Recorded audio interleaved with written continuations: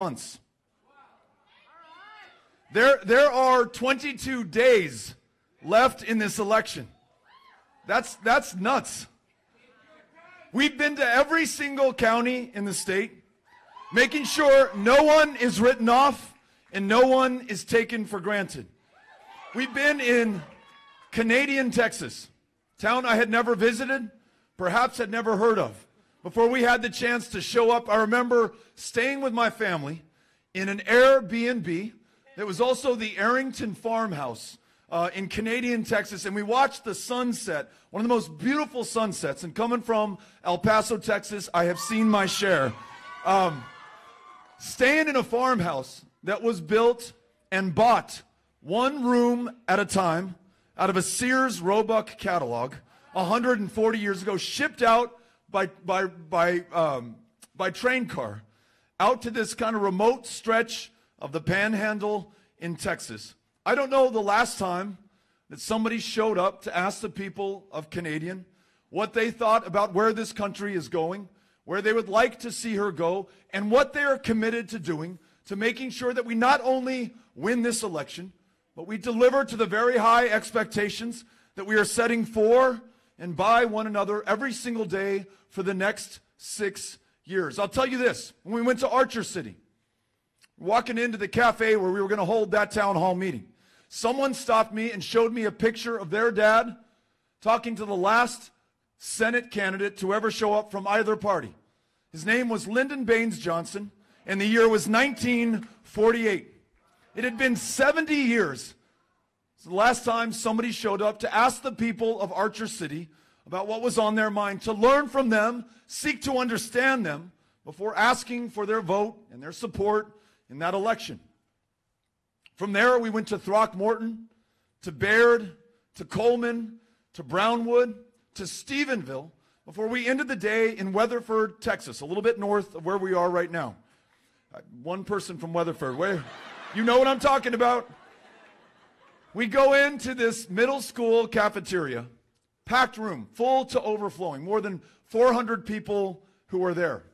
And I remember the woman who helped to set it up, Kay Parr, precinct chair, has been doing this for a long time, pulls me aside before we take the stage, and she says, Beto, I've never seen this many people out this many days before an election. And she said, the best part about it is, though I've been doing this for decades, I don't recognize a soul in this place. At this moment of truth, every single one of us is getting off the sidelines. We're allowing no divisions or differences to keep us from the great work ahead. I could care less what political party you belong to.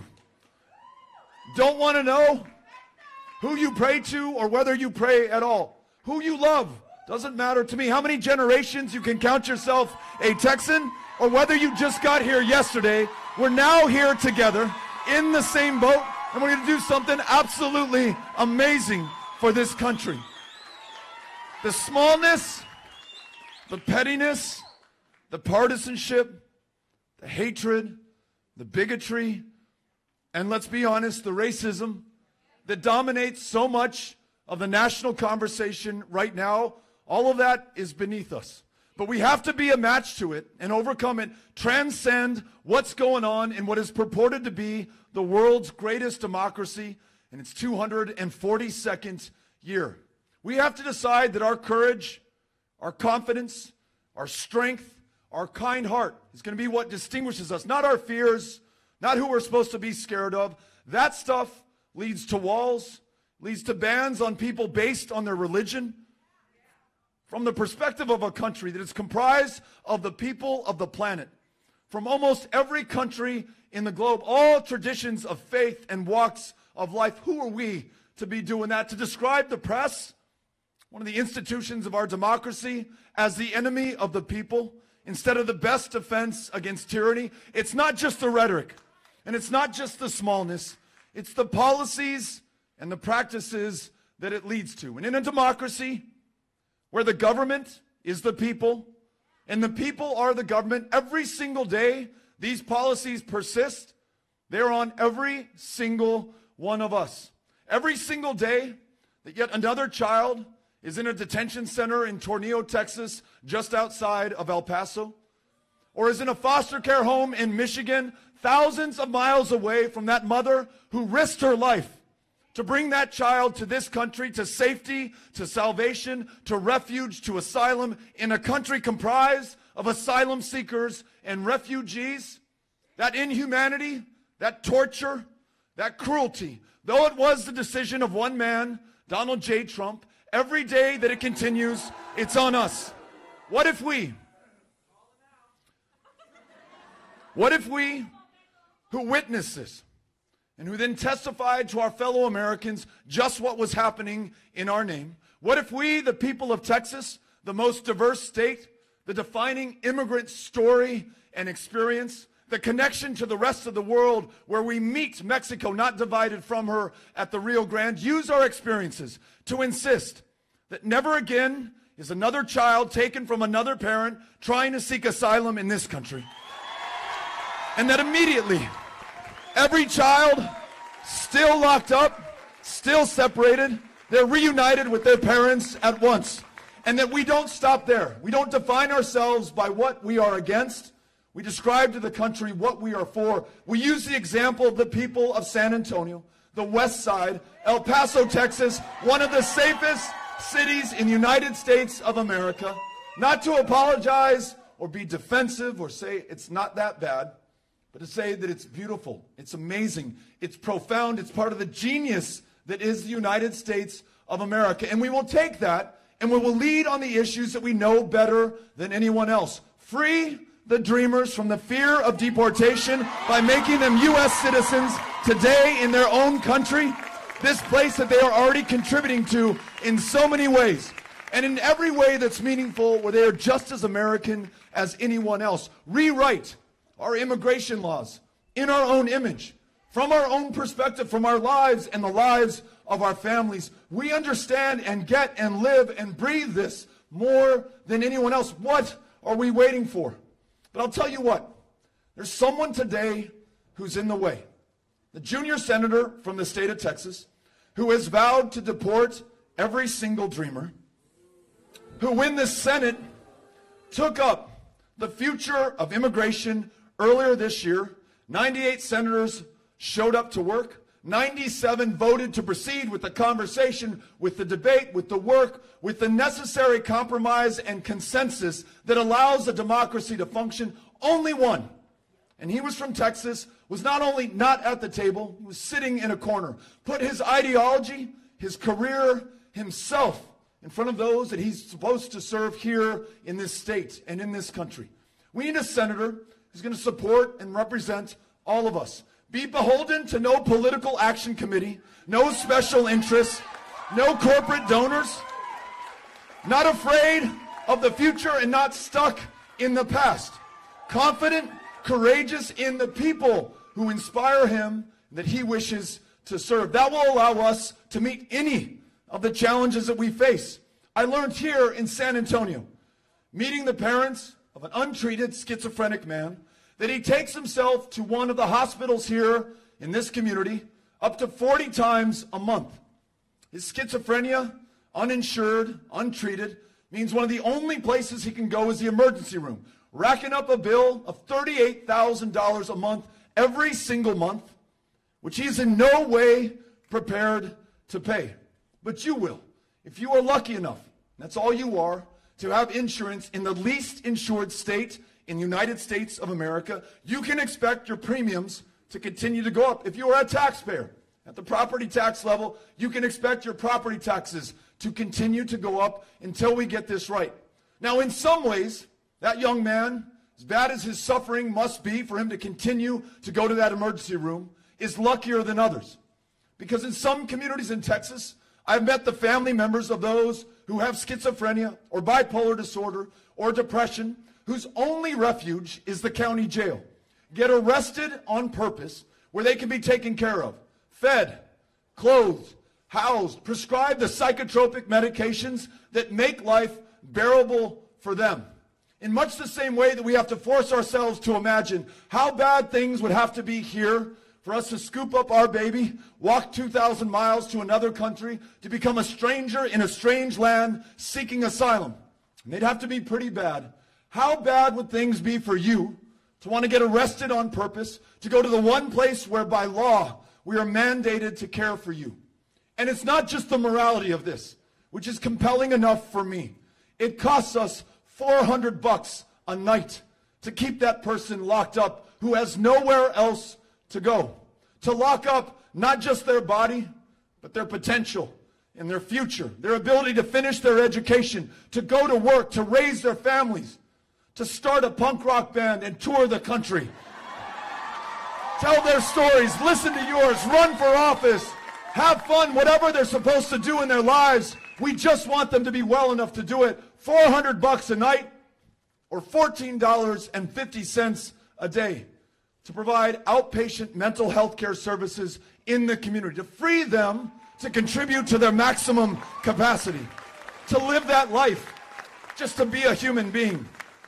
What if this state, which understands the consequences of failing to be there by and for one another, perhaps better than any other, were the same state to lead the way on guaranteed, high-quality, universal health care for every child, for every woman, for every man?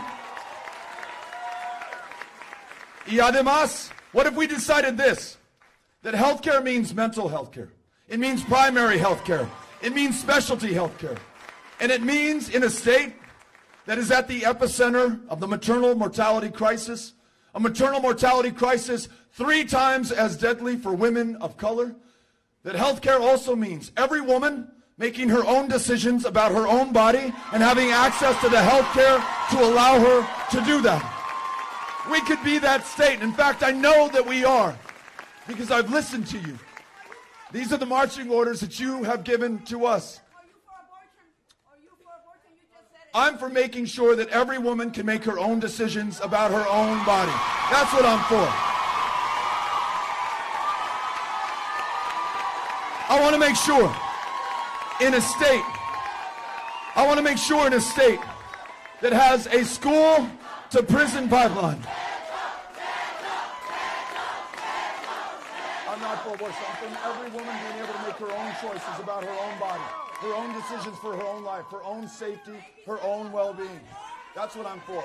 That's what I'm for.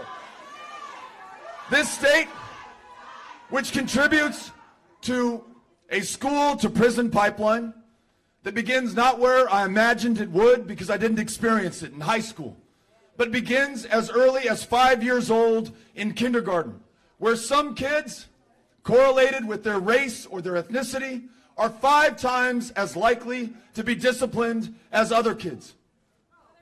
Where 25% of African American children in this country have a parent who's been in the criminal justice system, which compares to 4% for white kids in this country. And that 25% is 4 times as great as it was in 1980. In other words, this is not getting better.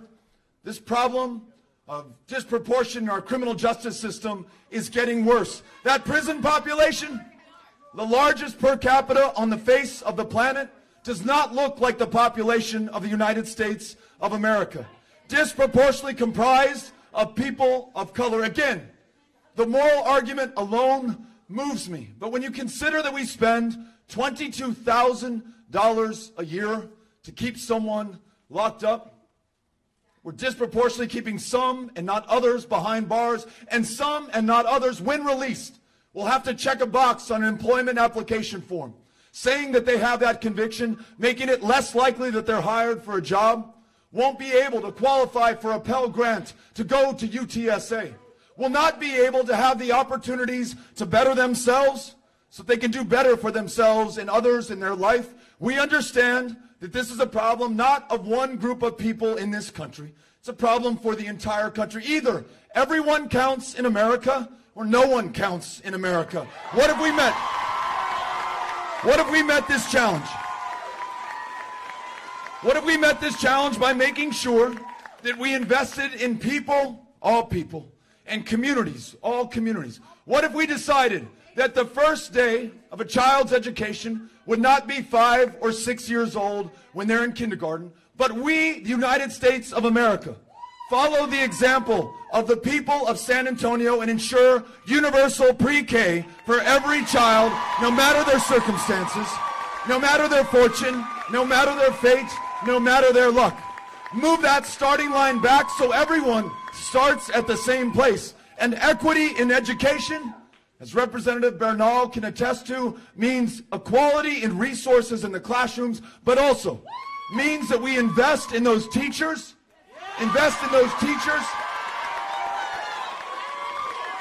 so that they understand their kids, and we make sure that those teachers look like the kids in front of them. We make sure that we bring the most and the best out of every single child. Unlock that lifelong love of learning. Once it's going, there's no stopping, no putting it out, no stopping that child and the great things that they're going to do in their lifetime. And then our criminal justice system. This war on drugs that has become a war on people, a war on some people more than others. We end the prohibition on marijuana. And we expunge the arrest records of everyone arrested for possession of a substance that's legal or decriminalized in more states in the union than not. And for those teachers in the classrooms, nearly half of whom are working a second or a third job just to make ends meet, let's make sure that they only have one job because we've determined to pay them a living wage. Let's make sure that that job is teaching to the child, not a high-stakes, standardized, high-pressure test.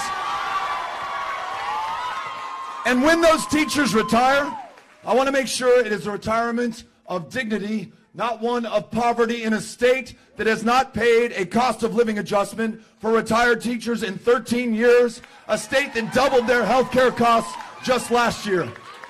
This is an honorable profession, perhaps one of the most important in public service. Let's make sure that we have those teachers' backs. They've been there for us throughout our lives. Now it's up to us to be there for them. You with me on this?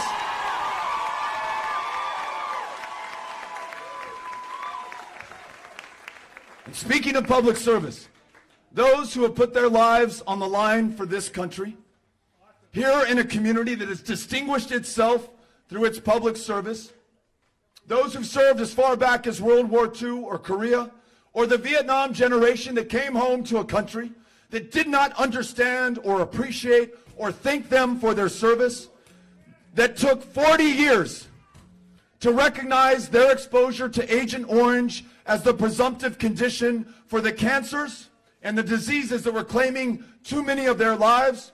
Those Vietnam veterans who stand up at meetings like these, not for themselves, not even for their brothers and sisters from that same generation, but to ensure that every future generation of veterans, whether they serve in the first Gulf War or the wars after 9/11, are treated with the respect and the dignity that they are owed for the service that they have provided.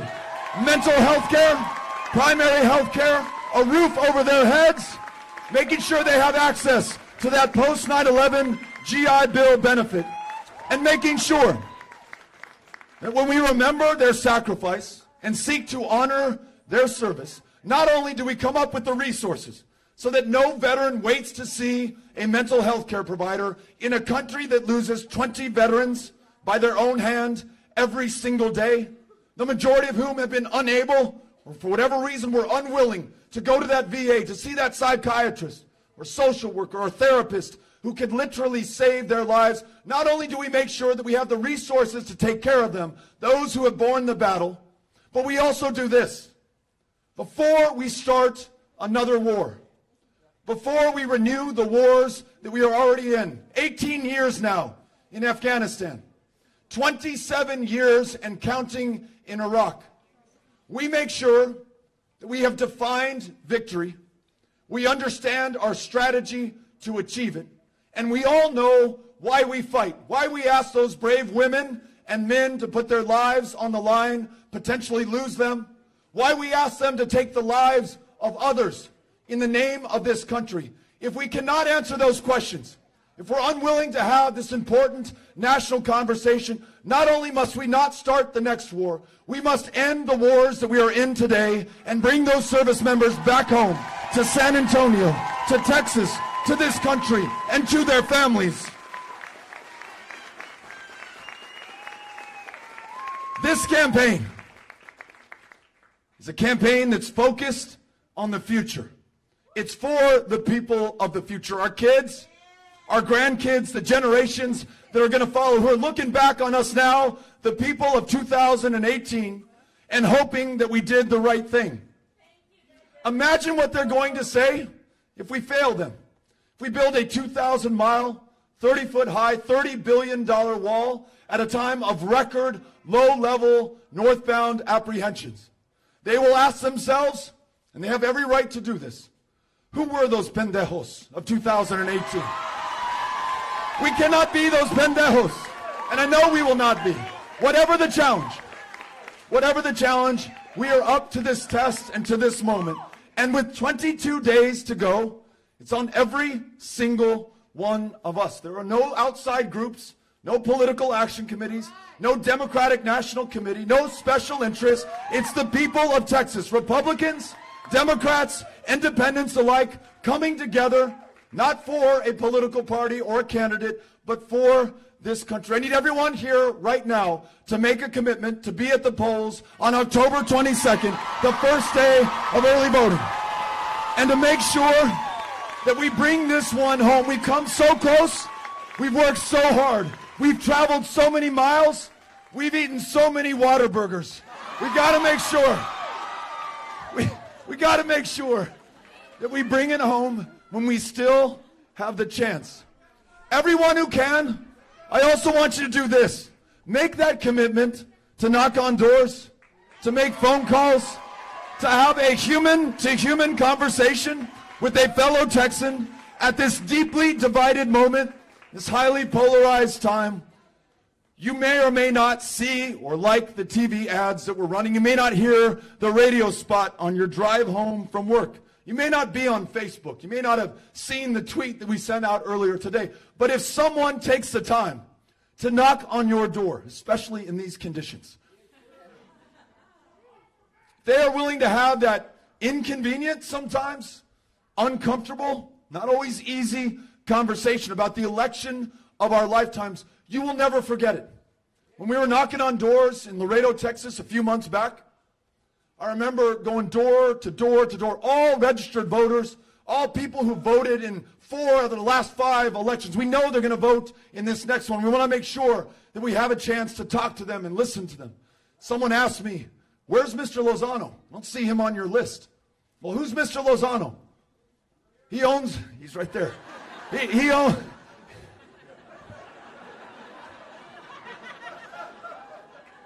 This person in Laredo told me that Mr. Lozano owns the auto repair shop. He fixes literally everyone's car in that neighborhood. He knows everybody. You got to go to Mr. Lozano. Mrs. Lozano, his wife, she's been on the PTA for every single one of her kids' entire educational, academic career. She knows every family in the neighborhood. They are at the center of how this community, this neighborhood in Laredo works. So, of course, we went to meet with the Lozano family, learned a lot, shared some of why we are running, just listened and learned and made a connection. Fast forward months later, I'm blocks from where we are right now in San Antonio. This van drives by, screeches to a halt, pulls it into reverse. The driver gets out and he comes up and he says, "Are you Beto O'Rourke?" And I say, "I am." "Who are you?" And he introduces himself and he says, "I'm visiting San Antonio. I'm from Laredo. This guy, Mr. Lozano, is all about you. He told me that I've got to vote for you in this next election." So knocking on doors, having these conversations, this is how it works. So let me do this. Let me thank you. Let me thank Councilwoman Gonzalez. Let me thank State Representative Bernal. Let me thank State Senator Menendez. Let me thank each and every single one of you for everything that you have done so far, everything that you are willing to do going forward. And let me tell you, I'm looking forward to celebrating a victory on the 6th of November with you, with this state, and with this country. Thank you for having us out today. Thank you so much. Very, very, very grateful. Thank you. Thank you.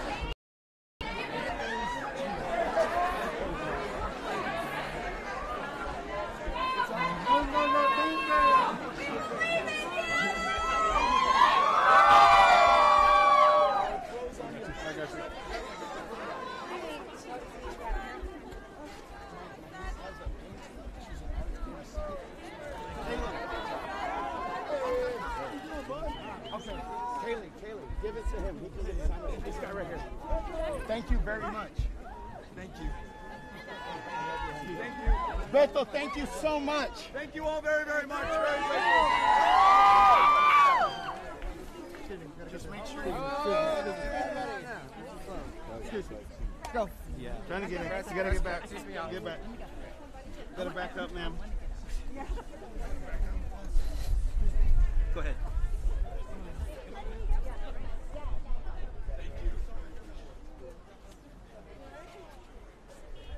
You missed it. Come on this way. Yeah. My phone is dead. Okay, we're gonna take the picture and send it to you. It's gonna be right down here. I appreciate you so much. Congrats. Right down here. Thank you. All right, you ready? Yes. All right, over here.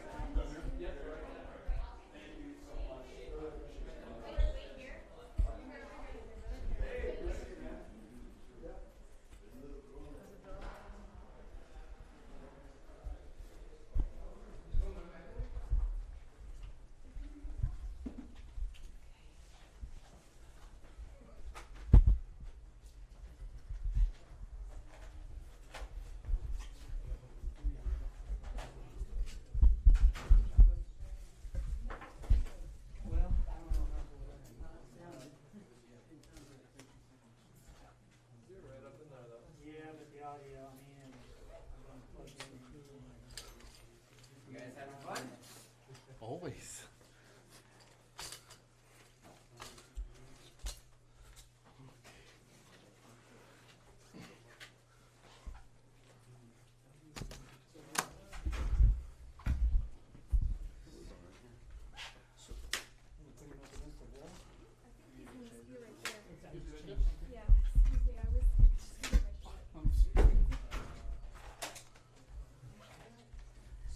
He'll be here or something? Yeah.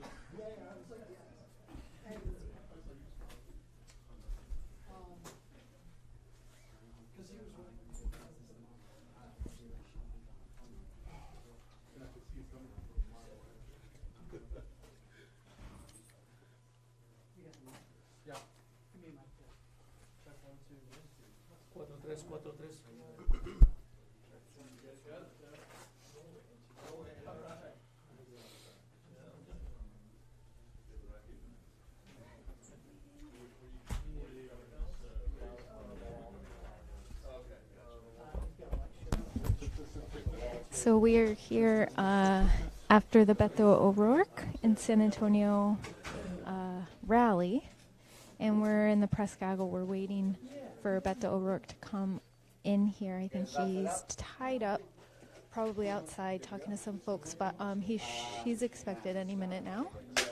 You just bear with us. Who do I ask? No one's in charge. I can hold it for you. Ah, thank you. I appreciate it.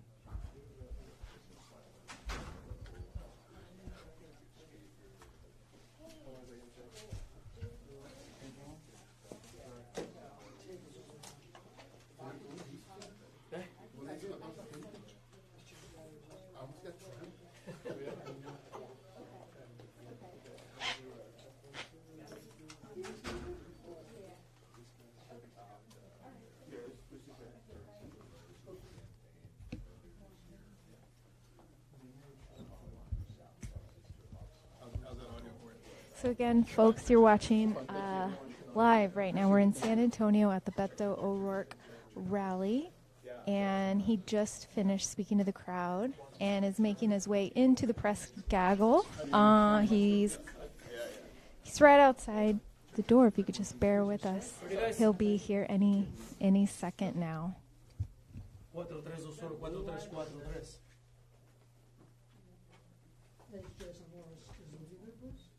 Check. 1, 2. Okay. Is Louis there, please? Louis? Hey, Jason. Come on. Hey, man. Are you guys still rolling on the battlefield? Okay, cool. He's got a cross gaggle coming up. So, all right. Okay, good. Thank you very much. I'll hop in there. Thank you. Hey, J-Lo. Jason. Yeah. Again, Beto O'Rourke is right outside of the room. It looks like the door is opening, so hopefully that means, oh, there's a couple more press people in the press gaggle room waiting for Beto O'Rourke. He just spoke to a crowd in San Antonio, Texas. He looks like he's taking some photos outside with some, maybe some people who from the crowd, but he will be here any second now. He's right outside the door. Se estaban portando medio payasos. It's anyway, this is the lady pushing. Yeah.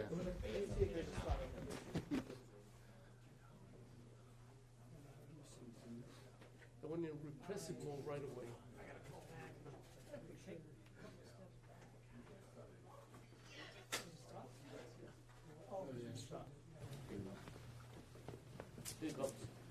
Hey everybody. ¿Cómo estás? Muy bien, muy bien. Vamos a empezar con usted. Perfecto. Aquí. Beto, los últimos polls, encuestas, tienen a Ted Cruz arriba. ¿Te importa mucho los números tomando en cuenta que todas las encuestas tenían a Hillary arriba Sí. y ganó? 9 puntos arriba. ¿Te importa mucho eso? Pues, ¿qué importa más? Es el apoyo de la gente de esta comunidad de San Antonio, de este estado. Y yo sé que los estudiantes, por ejemplo, los migrantes que ya son ciudadanos, no son un parte de estas encuestas aquí en este estado. Podemos ganar, pero depende en cada persona, el 22 de octubre, el primer día de votación temprano, ir a votar. Y con eso podemos ganar. Gracias. Beto, you're down 9% in the polls. If you don't come through, what's next for you? We're focused on coming through. You know, the polls have been all over the place. They've shown us down, they've shown us up.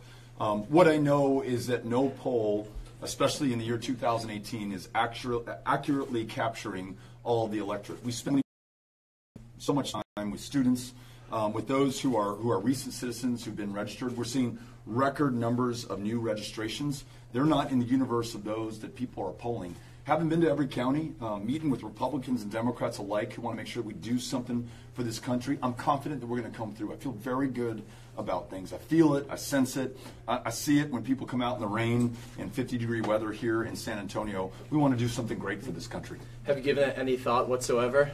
No, I'm focused on doing everything I can through the last minute of the 6th of November. Having been on the road now for more than 20 months, with 22 days left, we've got to see this through. That means we leave it all on the field, give it all that we've got. And it's not just me, it's our volunteers, it's our staff, it's the people of Texas making this possible, and I think going to make something happen that's going to make us very proud on the 6th of November. Is that all 38 million as well? Leaving it all on the field? Does that Absolutely, include that? yeah. For you and for other Democrats as well?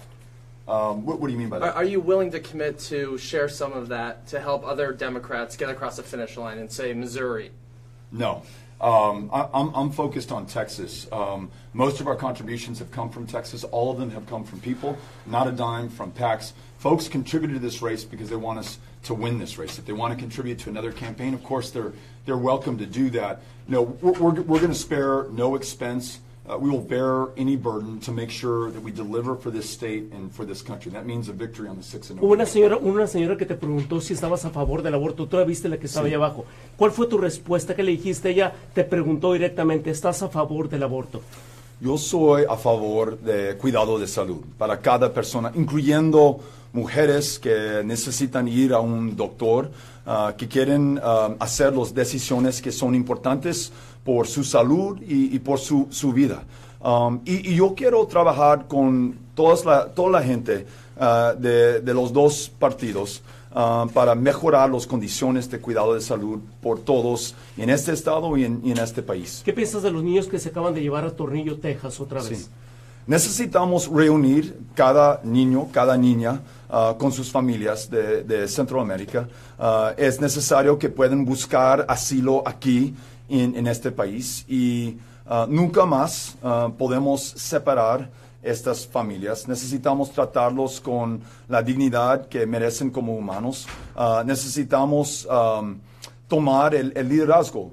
Texas, este estado en el tema de migración, el tema de asilo, escribir nuestras leyes que van a reflejar nuestros intereses y la experiencia de este estado de la frontera, este estado de migrantes y de gente que están buscando asilo. Beto, we have Todd in the back. Yeah. So President Trump's campaign just announced that he is going to campaign with Cruz on Tuesday in Houston at a venue that I believe seats 8,000, which means that we're going to find the biggest venue. Yeah. What is the impact of that on the race? And I have another question after Yeah, so we'll see. To me, it demonstrates that Senator Cruz will put his political ambition, his prospects in the next election ahead of anything else, including his family, including those he's sworn to represent here. Facility are exporters. And yet Senator Cruz is going to go on the campaign trail with him. We need a senator who's going to stand up for us, stand up to the president where necessary, work with him where we can. We're missing that today. Texas has lost its voice in the U.S. Senate in Senator Cruz. This is just the latest example of it. And for tomorrow night's debate, what do you need to do to turn around these polls, which are Yeah. all over the place but have you down right now? Yeah. I think we just need to make sure that every voter in Texas can make an informed decision at the polls, understands the contrast. On education, nearly 50% of teachers working a second job to make ends meet. I'm working to make sure they're paid a living wage. Ted Cruz supports vouchers, taking our tax dollars out of their classrooms and sending them to private schools. He was the deciding vote on Betsy DeVos being in charge of our kids' education. On health care, he wants to repeal every word of the ACA. He wants to repeal protections for pre-existing conditions. We want to expand Medicaid and lead the way on universal health care. Dreamers, he's promised to deport them. He was the one senator, the only senator to sit out the debate on immigration reform. We should be at the head of the table leading that conversation. I want to protect Dreamers, make them U.S. citizens. I want to lead the conversation nationally on an issue that we know better than anyone else, immigration, But from the also, defining immigrant. How do you get this across in the debate? Because they're going to ask you specific questions. You may not get to explicate all of these issues. Well, as I just tried to share with you, I'm going to provide a contrast on every issue that matters. I'm going to make it very clear the choice that Texans face in this election. Whatever the issue is that you care about. Climate change is just another. I'll keep going until you stop me. Ted Cruz believes that climate change is a hoax. 300 years after the Enlightenment, he still doesn't believe the scientists. I know that climate change, if we do not arrest climate change, is not just going to produce more Harveys and more droughts. It's going to undermine and jeopardize our ability to live in those places that we call home today. So whatever the challenge is, I know that we're up to it, but I know that it's not being met by this senator, and I'm going to make sure that the people of Texas know that. El primer debate, Sí. Ted Cruz salió súper agresivo en contra tuya. Sí. Parece que eso te sorprendió porque no esperabas tal vez que esta persona fuera tan agresiva desde el principio. Y parecía que tú no te esperabas eso. Va a cambiar la táctica. Sabemos que va a salir agresivo otra vez en contra tuya y que a lo mejor no es tan bueno que tú play the nice guy again. ¿Qué es lo que va a pasar? Pues yo voy a enfocar en el futuro de este país. De las generaciones que van a venir. Pero te va a empezar a golpear. Las quejas, las oportunidades de la gente que yo quiero representar. De las comunidades yo he visitado donde yo podía escuchar a qué es más importante. A ellos no importan los debates o los ataques. Quieren alguien que pueden arreglar los problemas en sus comunidades. Que pueden lograr los metas que tenemos como un país, cuidado de salud, migración, la necesidad de tener trabajo. Esos son los temas más importantes. Yo voy a enfocar y también voy a describir el senador que tenemos ahora, que no es parte del liderazgo en estos temas tan importantes. Y que podemos hacer algo mucho más mejor en el futuro con un senador nuevo que va a representar el intereses de cada persona, sin importar su partido o la diferencia. ¿Crees que la gente que va a votar por Ted Cruz ahorita, que ya sabe, puedes tú cambiar a una persona que quiera en este momento votar por Ted Cruz? ¿Lo pudieras cambiar? Can you flip him? Vamos a ver, no sé. Yo voy a compartir las historias que he escuchado en esta campaña. Voy a describir el futuro que merecen la gente de Texas, los metas de este país. Vamos a ver, vamos a continuar esta campaña. Congressman, Tesla, one more question. I'm going to follow Chris. There's a lot of people here. I want to make sure. Do you have any regrets about continuing to run a positive campaign, given that Ted Cruz seems like he's holding on to a lead based on solely attack ads? Yeah. As someone pointed out earlier, in recent history, the polls have gotten a lot of these races wrong. I don't know that the people who are going to decide this election are reflected in the polls that we see. I don't know if you were at UTSA when we were here last week. It was one of the biggest turnouts, one of the most committed groups of voters who are all going to be there on the 22nd of October. Everywhere we go, the reddest of communities, the bluest of places, people are turning out at record numbers. So I don't know that I'm ready to concede that we're behind. I think this election is in play, and it's as close as it gets. And what I've heard over and over again is that I want us to be focused on the future, on achieving our goals, and describing how we're going to get there. And part of that description is providing the contrast. Here's your choice on any issue that you care about between Ted Cruz and Beto O'Rourke. The difference could not be any greater. And so I'm going to make sure that people understand that. Now, I won't go negative. I won't be personal. I'm not going to be partisan. I'm not going to be petty. People are sick of that stuff. I'm sick of that stuff. And if I'm going to walk the talk, this is my chance to do it in the remaining 22 days with everything on the line. So we're not only going to run this the right way, we're going to win this the right way. And I think in the process, especially considering the fact we haven't accepted a dime from a single PAC, we're not only going to win this election, we're going to get our democracy back for people again, something we've been missing for a very long time. Any new media buys, any changes in the ads that we're going to see? You'll see some new ads. Yep, you'll see some new ads coming up within the next. Yeah, they're all going to be focused on our opportunity to lead, for Texas to lead on the issues that are most important to us. I want to stay focused on the future, focused on what we can achieve at this divided moment where the country's never been more polarized. We can either give into that, do more of the same, further threaten the bonds that keep us together.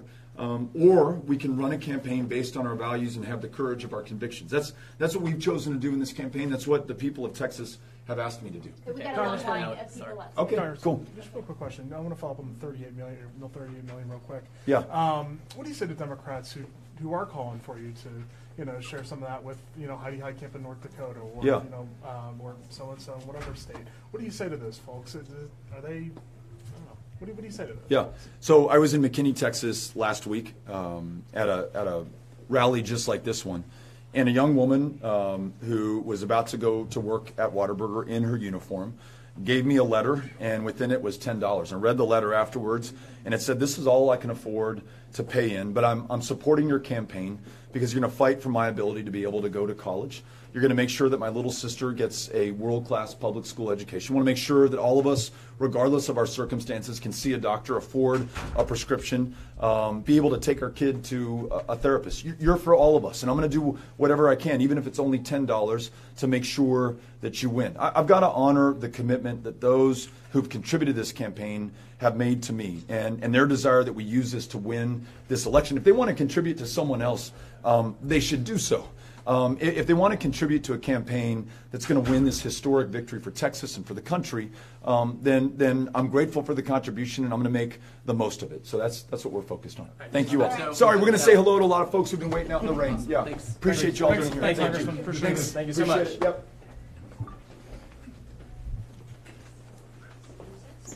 You got it, bro. Washington's over there. Al, here. There you go. My back meals. Meals the entire thing. I would hold the camera. Hold the camera. Thank you very much. My eyes are stuck. I didn't have enough room. I wasn't able to plug in. I'm going to write that up right now. What's your firm up? When he asked this question, you look over there. I'm staying at the beautiful forehead. Yeah. You're gonna have a forehead. Reminds me of one of those SNL. Are you here for tomorrow too? Yeah, I'm here until Wednesday. Me too. Are you gonna try to get? Are you gonna try to? Oh, what's going on? People are waiting for us. Are you gonna try to? If you need more folks tomorrow, have you been talking?